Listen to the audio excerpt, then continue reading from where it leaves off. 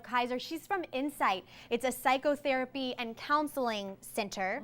Thanks for being here this morning. Sure, thank you. So that's right, we're talking all about stress today, and not just about how animals can help out with that, but just stress in general. And I want to ask you, how do you even recognize when you're stressed? I want to know, am I really stressed? Am I being a wimp? What's going on? Well, I think that stress is an individual type of situation. You have kind of personality traits that people will have, and some people are better stress managers than others, but then of course you have some people who have a significant mental illness that causes them to not be able to handle stress as well.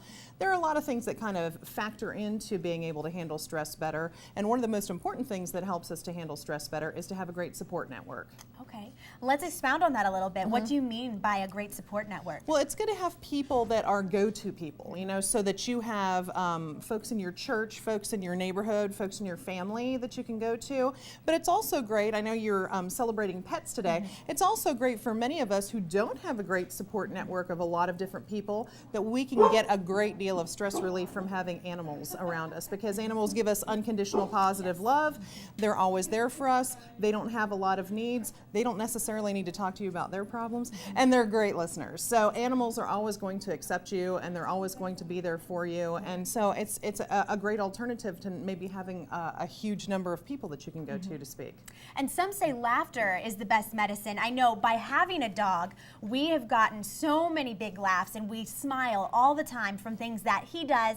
If he wasn't there, we probably wouldn't maybe smile as much. We'd be laughing at each other. But Sure. So how does that play in, not just with animals, but in general? Is laughter the best medicine? I think laughter is fantastic. I mean, laughter has demonstrated that it can help us with medical conditions. It can help us with psychological conditions.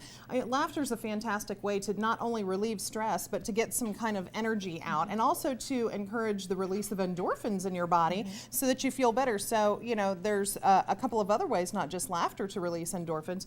Exercise, if your medical doctor says it's okay for you to do it, exercise is one of the greatest ways that you can relieve stress as well. Okay.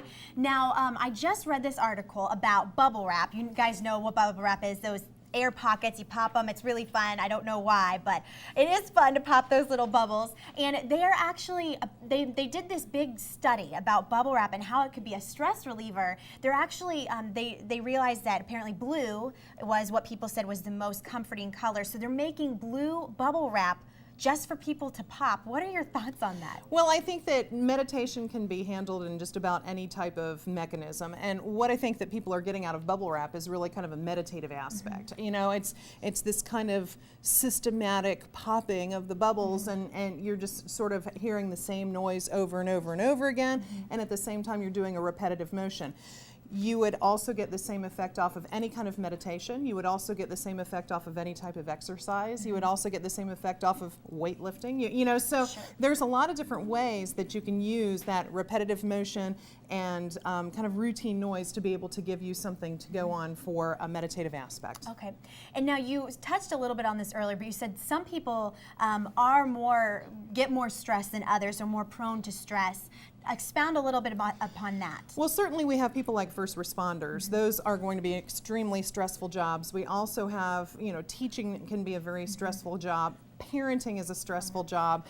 There are a lot of different stressful jobs that people have. Any kind of healthcare.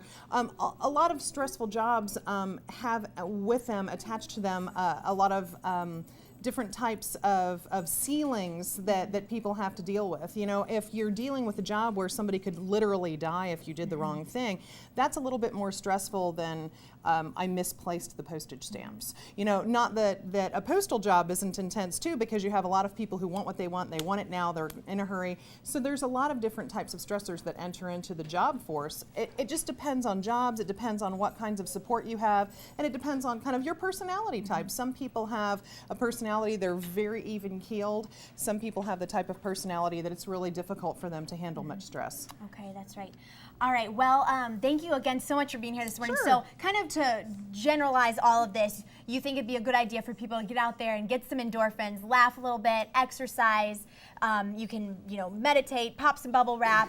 sit in a blue room. Absolutely. And if you have some significant difficulties, please get in touch with your local mental health provider and talk to your family practice doctor, and they'll be glad to get you hooked up with a mental health provider that would be a great match for you. There you go. Again, this was Dr. Cheryl Kaiser. She works at Insights, and it's a psychotherapy counseling. So if you guys need to contact them for anything you have going on, I'm sure they'd be glad to talk with you. We'd be happy to.